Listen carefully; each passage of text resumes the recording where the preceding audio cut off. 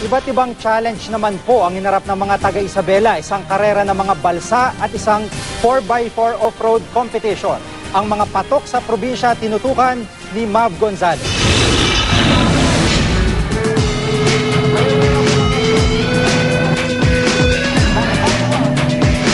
Ang mga 4x4 truck na ito ang sumabak sa maaksyong off-road challenge competition sa Kawayan, Isabela. Sa mga lubak-lubak at paahong mga daang ito, humarurot ang mga sasakyan. Pero kung ang iba, yakang-yaka lang ang iba't ibang obstacle course, may ilan namang natigilan at kinailangan pa ng tulong.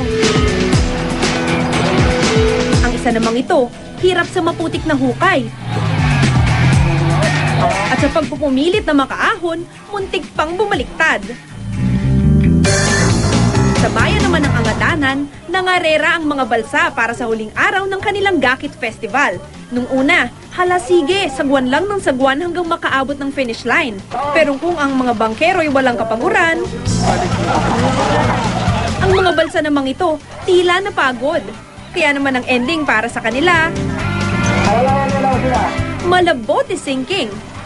Mav Gonzalez, nakatutok, 24 oras.